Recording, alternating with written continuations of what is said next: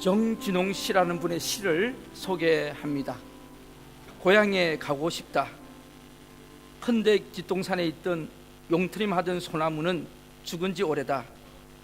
내가 자라던 집은 흔적조차 없다. 동구박 늑티나무 아래에서 20걸음 떨어진 개울에는 물도 말라버렸다. 거기서 빨래하던 안악들은 어쩌면 이제는 모두 이 세상 사람들이 아니게 되었을 듯하다. 그런데 가고 싶다. 그래, 고향에 가면, 고향으로 돌아가면 나는 비로소 나를 사랑하리라. 나는 나를 토닥거리고 싶다. 따뜻하게 안아주고 싶다. 피곤한 마음도 상처난 몸도 쉬게 하고 아프지 않게 하리라. 어저께 제가 뉴스를 보니까 한국에 추석이라고, 내일이 추석이잖아요. 수많은 사람들이 이동을 합니다. 우리 조국 대한민국은 항상 이맘때가 되면 수많은 귀순객들이 고향을 찾아 떠납니다. 많은 시간을 도로에 허비하면서도 고향을 그렇게 찾는 이유가 뭘까요? 다른 사람은 몰라도 나를 안아주시고 반겨주실 부모님이 계시기 때문이 아닐까 싶습니다. 고향도요, 부모님이 안 계시니까 자주 갈 수가 없습니다. 저는 목사니까 참 고향 가기가 어렵습니다. 한국에 있을 때도 21년 목회하면서 고향 찾은 지가 한 두세 번 됐을까요? 그런데 시골에 계시는 어머니가 제가 이렇게 이번에도 바빠서 못 갑니다 그러면은, 그래 바빠서 못 오지 뭐 목사님들 어떻게 하겠냐고, 그러면서 애들도 고생하는데 안 오는 게 좋다고 그러면서도요, 한 번은 제가 간다 그러면은요 밤새도록 기다렸어요. 차가 막혀가지고 새벽 한 2시 3시에 도착해도 안 주무시고 기다리세요. 문 열어놓고 기다리세요. 맛있는 거 해놓고 아들 온다고. 그게 고향 아닙니까? 그게 바로 부모님의 마음이죠. 성경은 이 땅에 고향뿐 아니라 우리에게는 영원한 본향이 있다고 말씀하고 있습니다. 오늘 우리들은 하늘 고향을 찾아가는 신앙의 귀승객들입니다. 그곳에는 밤에 잠도 주무시지 않고 문을 열어놓고 계시는 부모님처럼 우리를 위해서, 우리를 사랑하시는, 우리를 너무너무 아끼시는 만왕의 왕이신 하나님 아버지가 그곳에 계십니다. 저 멀리 배는 나의 시온성, 오 거룩한 곳 아버지 집, 내 사모하는 집에 가고자 한밤을 세웠네. 영원한 시온성이 우리에게는 있는 줄로 압니다. 영원한 고향, 천국을 바라는 사람은 믿음이 있는 사람입니다. 천국을 사모할수록 신앙이 좋은 사람입니다. 이 땅에서 아무리 고향이 좋아도 육신의 장막이 무너지면 하나님이 지으신 영원한 집, 본향이 우리를 기다리고 있습니다. 히브리서 11장은 믿음의 장이라고 합니다. 이 땅에서 믿음을 지키며 살아간 믿음의 사람들의 이야기입니다. 믿음은 바라는 것들의 실상이요 보지 못하는 것들의 증거라고 시작하는 11장에는 아벨과 에녹과 노아와 아브라함과 이삭과 야곱 등과 같은 믿음의 사람에 대하여 말씀하고 있습니다.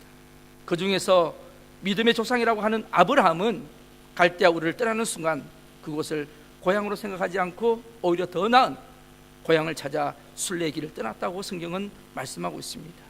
믿음의 사람들은 영원한 본향을 사모하는 사람들입니다. 본향을 사모하는 사람들은 어떤 사람일까요? 첫 번째는 이 땅이 나그네의 삶이라고 이야기합니다. 우리 13절 한번 말씀 같이 한번 읽어보겠습니다. 13절, 이 사람들은 다 믿음을 따라 죽었으며 약속을 받지 못하였으되 그것들을 멀리서 보고 환영하며 또 땅에서는 외국인과 나그네임을 증언하였다. 예, 외국인이고 나그네다. 우리가 타국에 와서 더 잘 아실 겁니다. 외국인과 나그네 삶이 어떤 삶인 것을. 최희준 씨라가 불렀던 히트했던 노래가 있죠. 하숙생이라고요. 우리 그 중고등부는 잘 모를 건데 좀 나이 드신 분은 아실 거예요. 제가 한번 불러볼까요? 여러분 웃으시는 거 보니까 뭘 또 부르시려고. 저는 이 노래가요, 복음성가에 들어갔으면 좋겠어요. 제가 복음성가에 들어가야 될 노래 몇 개가 있어요. 만남이라든지 모두가 사랑이에요. 그 다음에 여기 하숙생 이런 복음성가 들어가야 됩니다. 2절 잘 다듬어서 인생은 나그네 길 어디서 왔다가 어디로 가는가.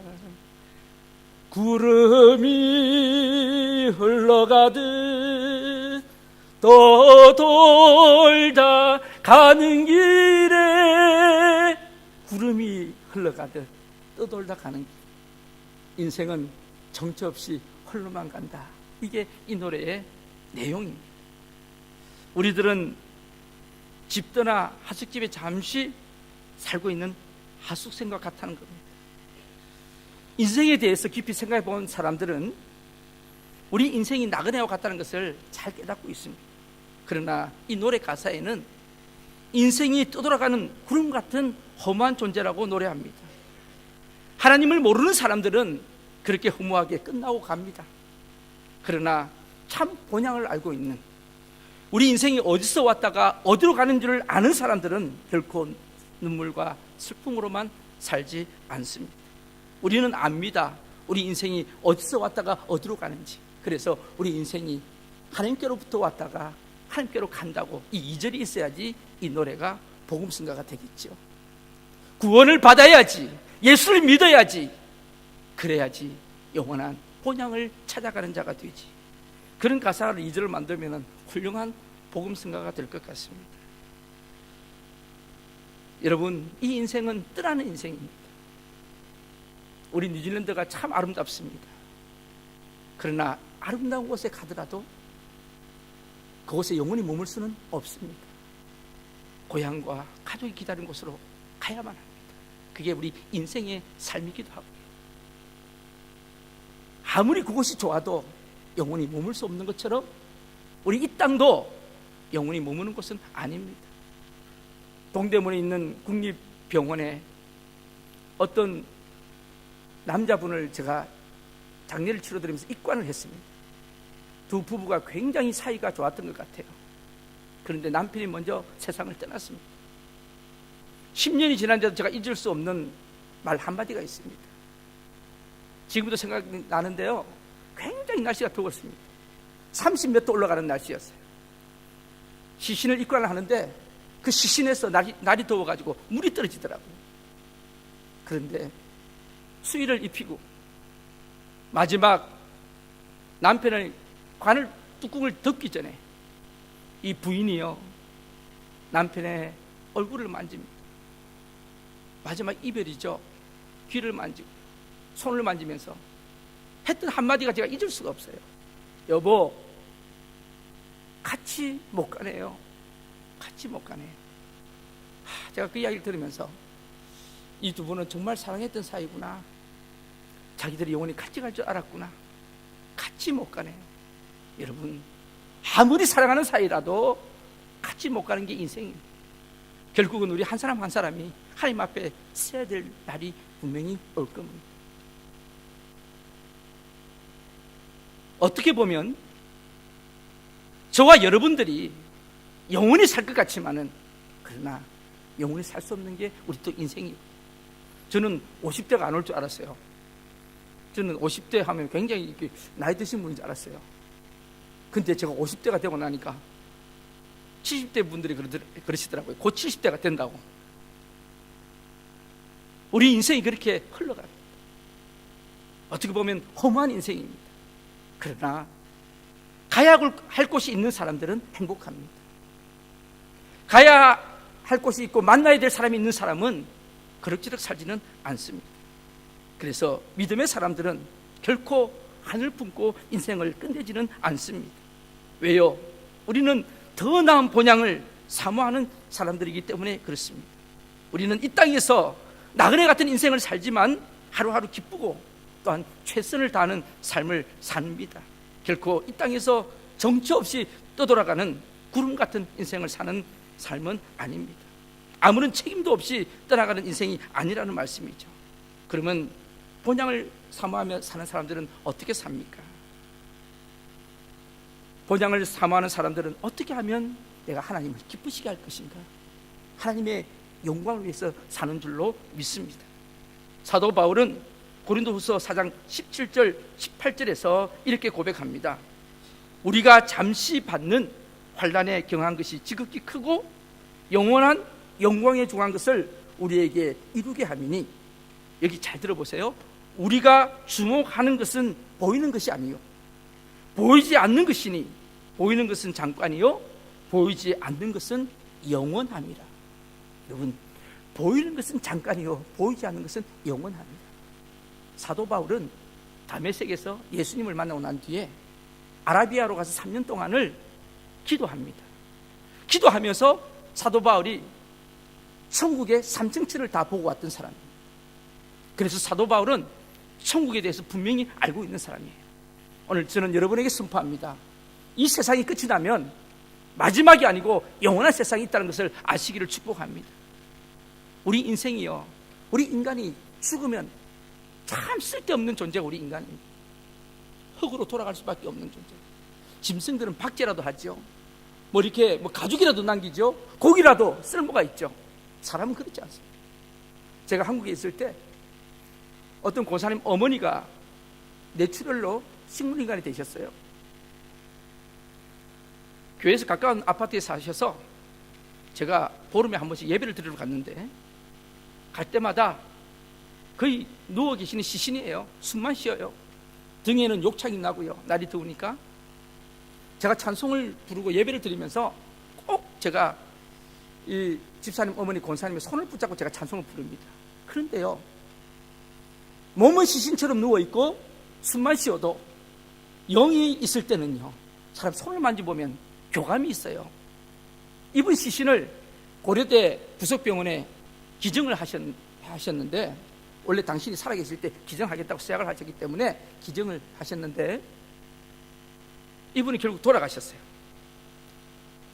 제가 5시쯤에 돌아가셨다는 이야기를 듣고 그때 신방을 하고 있어가지고 제가 저녁 때 가겠다고, 그래서 제가 7시 반쯤인가 그 집에 가서 임종 예배를 드리는데, 이제 흰 시트를 에서 얼굴을 내놓고 예배를 드리면서 찬송을 부르면서 제가 손을 붙잡아 봤어요. 손을 잡는데요, 깜짝 놀랐어요. 그 손을 잡는 그 순간에 영혼이 있을 때 그 손하고요, 물론 돌아가신 지 얼마 안 돼서 온기는 있어요. 그런데 영이 떠나고 난 뒤에 그 손을 만져보니까 꼭 이 딱딱한 탁자 만지는 것 같아요. 아, 인생의 실존이 이렇구나. 여러분, 혹시 시신을 만져보신 분은 아시겠지만은 이 시신이라고 하는 게 영이 떠나고 나면요, 꼭 아무 감각이 없는 거 만지는 것 같아요. 그 남편 되시는 분이 예수를 안 믿어가지고 앰뷸런스에 그 남편이랑 그 딸린 집사님이랑 제가 그 어머니 시신을 고려대 송파에서 고려대 안암동 고려대 병원으로 그 모시고 가면서 내가 이때 복음 전해야 되겠다 싶어서 제가 그 사이 되는 분한테 이 어머니 장모님 손 한번 만져보라고 그랬어요. 그러면서 인생이 이렇게 간다고, 영혼이 떠난 인생이 어떤 것인가를 알게 하고, 또 우리 영혼이 어디에 갈 것인가, 그 1시간 되는 시간 동안에 제가 복음을 전했어요. 그분이 심각하게 생각하더니 국정원에 있던 분이었는데 이제 교회를 나오시더라고요. 여러분, 우리 인생의 삶이요, 만만한 인생은 아니지만 그렇다고 대단한 인생도 아닙니다. 천국의 소망이 있는 사람은요, 천국의 소망을 바라보면서 삽니다. 하나님은 우리 모든 사람이 다 천국 가기를 원하십니다. 그래서 오늘 이 땅에 예수 그리스도를 보내주셨고, 그 예수 그리스도가 십자가에 죽으심으로 저와 여러분들이 구원받은 줄로 믿습니다. 시간과 나이는 상관없습니다. 저는 여기 뉴질랜드 오니까 장례식이 많지 않아서 참 좋네요. 한국에 있을 때는 평균 일주일에 한 번씩은 장례식장에 갑니다. 화장터에 가보세요, 여러분. 여러분, 삶이 공고해지면 화장터에 한번 가보세요. 거기 가면 나이 순대로 오시는 게 아닙니다. 어떤 영정에는 여고생의 영정이 있고, 어떤 영정은 젊은 청년의 영정이 있고, 지금도 제가 잊을 수 없는 것은 어떤 젊은 여자분인데 애가 죽은 것 같아. 애가 관이 그리 크지가 않는 거 보니까 그걸 이제 화장을 시키려고 가는데 꽉 껴안고 있어요. 놓지를 안 해요. 옆에 가족들이 억지로 떼니까, 억지로 손을 떼니까 붙잡고 있다가 그냥 기절을 하시더라고요. 저도 애 키우면서 그걸 보면서 참 마음이 너무너무 아팠어요. 자식이 죽으면 마음에 묻는다 하지 않습니까? 같이 있고 싶어도 있지 못하는 게 우리 인생이다. 오늘 여러분들은 어떤 삶을 향해서 가고 계십니까? 그래도 인간은요, 죽음이라는 것을 인정하고 가는 존재이기 때문에 그래도 좀 낫습니다. 영원한 천국을 사모하는 사람들 마음속에는 여러분 위로가 있고 하나님의 소망이 있는 겁니다.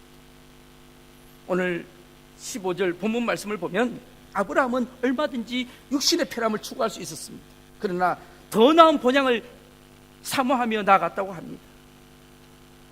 오늘 여러분들 우리가 외롭고 힘들어도 하나님 앞에 하나님과 동행하는 삶은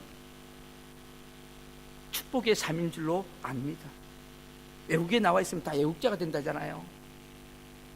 물론 외롭고 힘들지만 그래도 고향도 더 생각하고 고국도 더 생각합니다. 제가 이렇게 만나보면 나라에 대해서 걱정하는 분들이 참 많아요. 한국에 있을 때는 몰랐는데 외국에 나와보니까 한국이 더 잘 보입니다. 그래서 수시로 전화도 하죠. 특히 우리 유학생들이 외로운 것 같아요. 그래서 부모님에게 통화도 하고 저희 집사람도 저희 애들이랑 지금 떨어져 있는데 늘 카톡으로 전화를 합니다. 어저께도 한참 전화하더라고요. 여러분 우리도 통화할 수 있잖아요. 하나님과 교통할 수 있잖아요. 그것보다 더 큰 위로가 어디 있겠습니까? 부모의 마음은 다 똑같은 것 같아요. 남녀호랑교를 한 60년을 믿었던 어떤 할머니가 계셨어요. 그 며느리가 저희 교회를 다녔는데, 한국에 있는 교회를 다니셨는데 일산으로 이사를 했어요.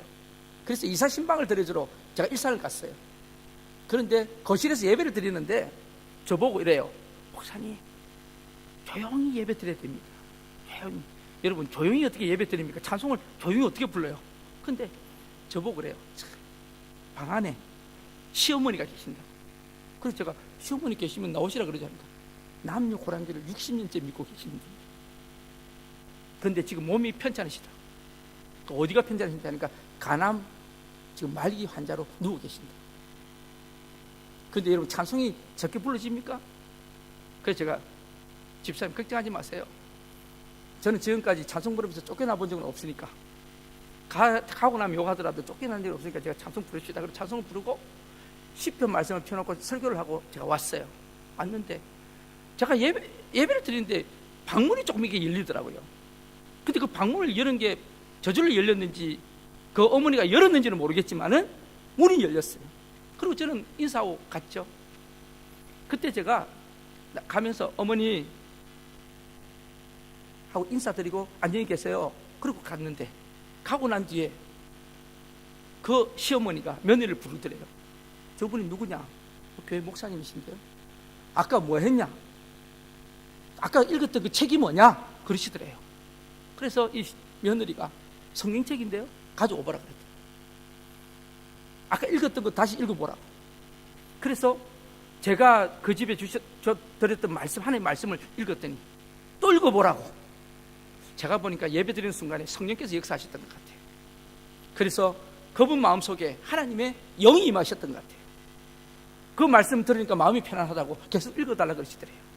그리고 난 뒤에 이분이 병원에 입원하셨어요.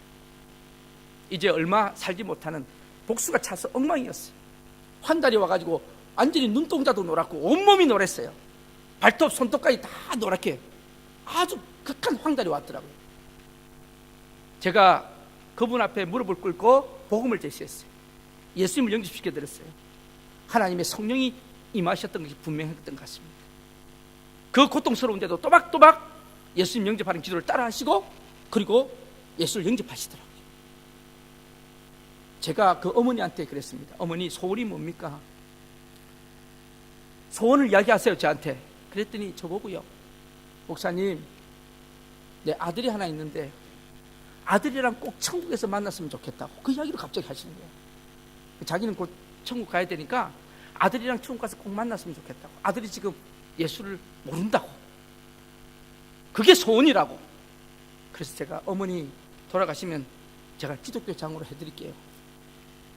그렇게 약속을 하고요, 제가 그 며느리를 불렀다가, 남편이 그 당시에 대한통운에 근무했는데 해외 사업부에 있었어요.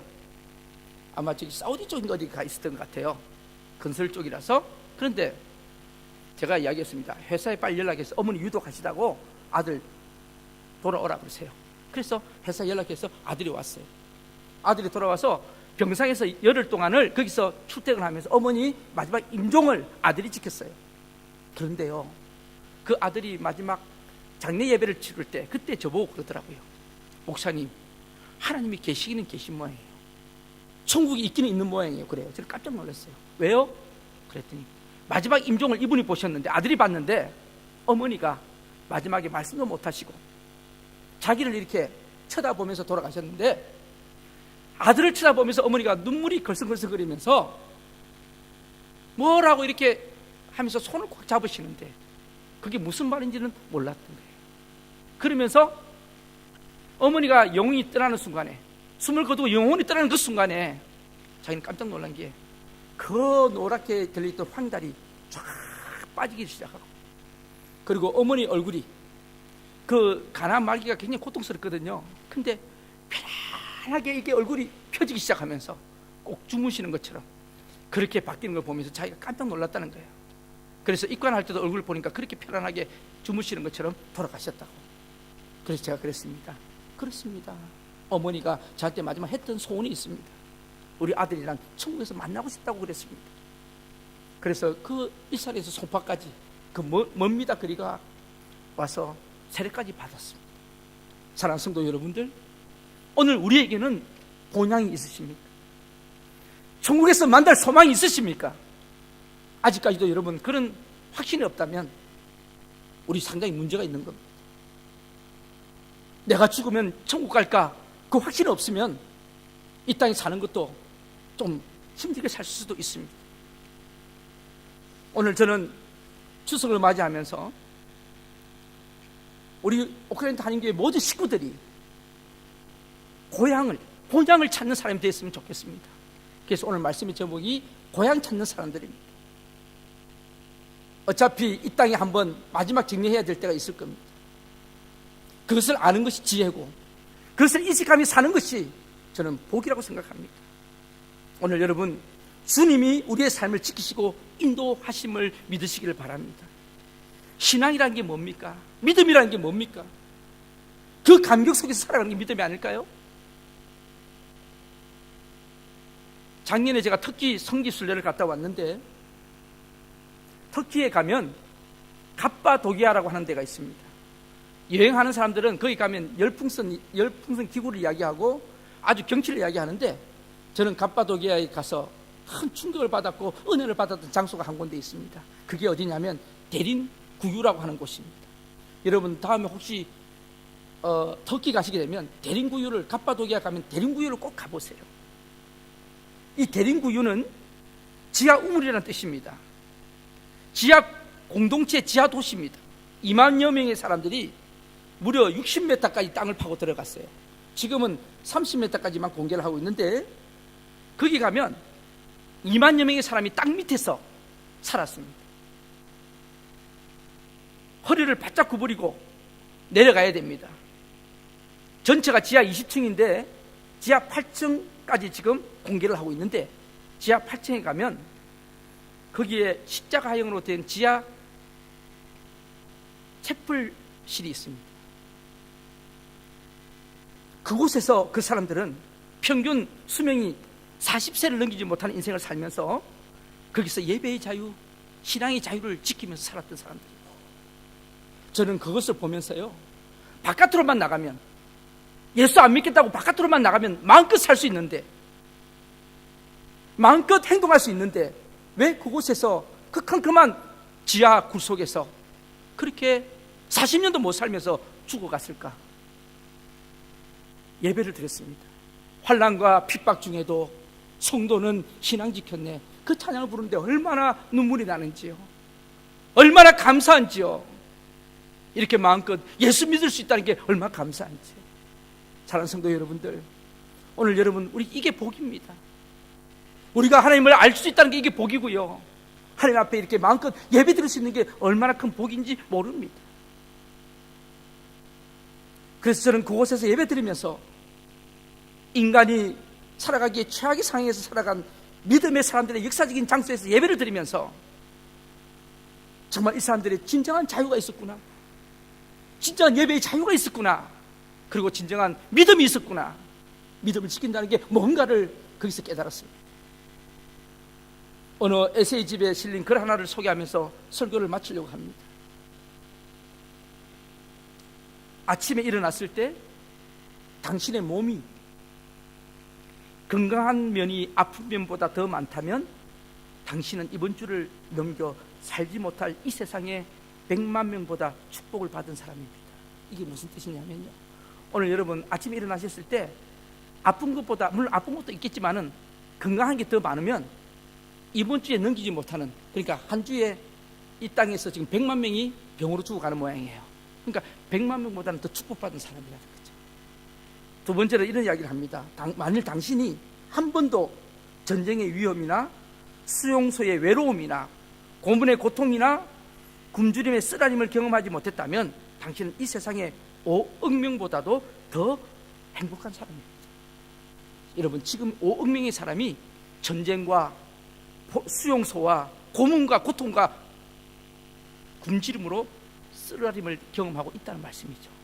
그걸 모르는 사람은 지금 5억 명보다 더 행복한 사람이라는 거죠.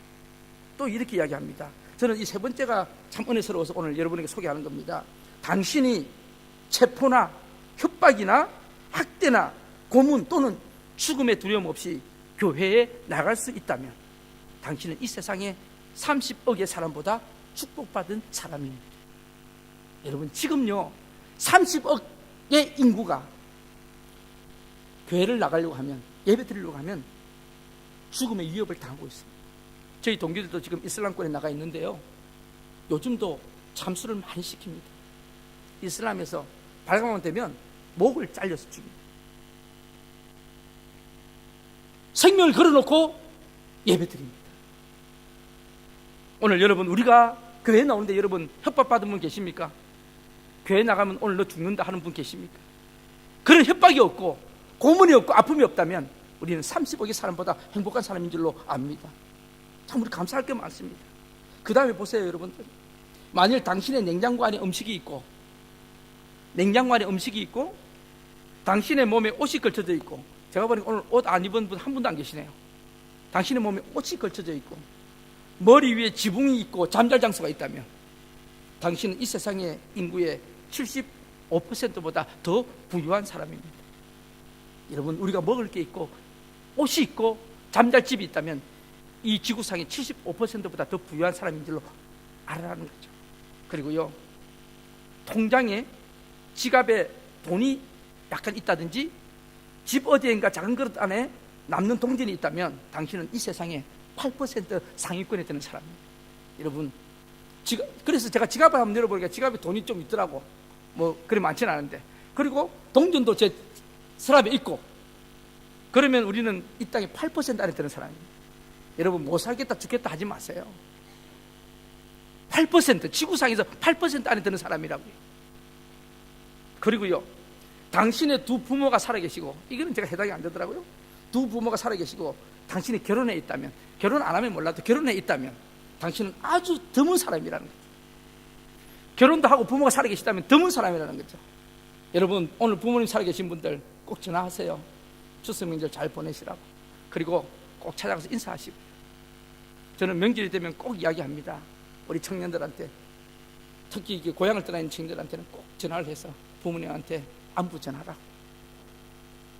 그 다음에요, 만일 당신이 고개를 들고 얼굴에 미소를 띠고 진심으로 감사할 수 있다면 당신은 축복받은 사람입니다. 왜냐하면 대부분이 그렇게 할 수 있는데도 하지 않기 때문입니다.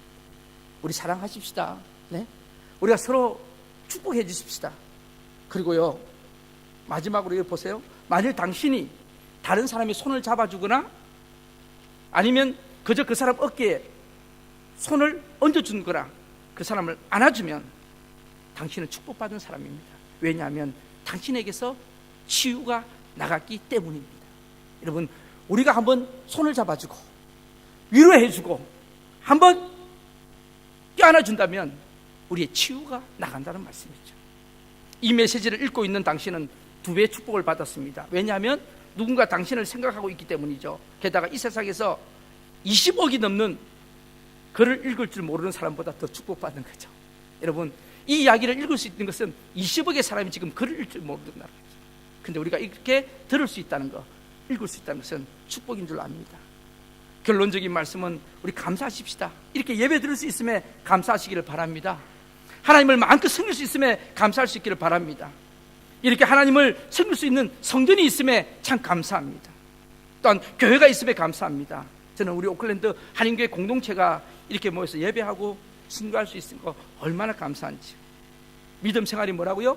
고향에서 본향으로 이동하는 겁니다. 그리고 내 육신의 아버지로부터 영적인 아버지께로 옮겨가는 것입니다. 내가 태어난 고향으로부터 내가 가야 할 영원한 본향으로, 해 아래에서 해 위로, 그리고 육신의 혈육에서 영적인 혈육으로 옮기는 것이 믿음 생활입니다. 오늘 여러분, 우리 추석 명절을 맞이해서 예찬 후에 우리 또 윷놀이도 하면서 교제를 나누는데, 물론 조국을 떠나 타국이 있지만은 이 기쁨의 공동체로 하루 살기를 바랍니다. 시편 133편 1절에 보면, 보라, 형제가 연합하여 동감이 어찌 그리 선하고 아름다운 것. 이 땅에 가장 아름다운 것은 믿음의 형제가 연합하여 동거하는 것이 가장 아름답다고 생각합니다. 저는 우리 미얀마 교회가 오후에 우리 교회에서 예배를 드립니다. 물론 교회도 막 더럽히고 막 깨끗하게 하지 않고 화장실에 막 종이도 쑤셔놓고 해가지고 화도 나지만은 한편으로 보면 기쁩니다. 왜냐하면 교회가 없어서 예배도 못 드리는 사람들이 참 저렇게 많이 있는데, 우린 그래도 이렇게 예배 드릴 장소가 있지 않습니까? 하나님 앞에 마음껏 찬송 부를 장소가 있지 않습니까? 그래서 저는 저 미얀마 친구들을 보면서 축복합니다. 하나님의 이름으로, 주님의 이름으로 여러분 잘 해주십시다. 미얀마 친구들 오면 여러분들 좀 이렇게 인사도 해주시고 또 우리가 축복하십시다. 사실은 가서도 선교 못하는데 여기 와서 이 정도 할 수 있는 것도 좋은 선교라고 생각합니다. 저 국가가 불교 국가 아닙니까? 우리가 주님의 사랑으로 베푸십시다. 그리고 우리가 힘만 되면, 저는 그렇게 기도합니다. 하나님, 우리 교회가 남을 도울 수 있고 선교할 수 있는 힘만 주십시오. 조금만 되면 제가 그렇게 하기를 원합니다. 여러분, 우리 할 수 있습니다. 그렇죠? 우리 조금 반만 먹고요, 반 남한테 줄 수 있습니다. 그런 능력들이 우리에게 있습니다. 그런 사랑들이 우리에게는 분명히 있는 줄로 압니다. 저와 여러분들이 오늘 우리 추석 명절을 맞이하면서 그런 감사의 통로들이 되기를, 축복의 통로가 되기를 주님의 이름으로 축복합니다.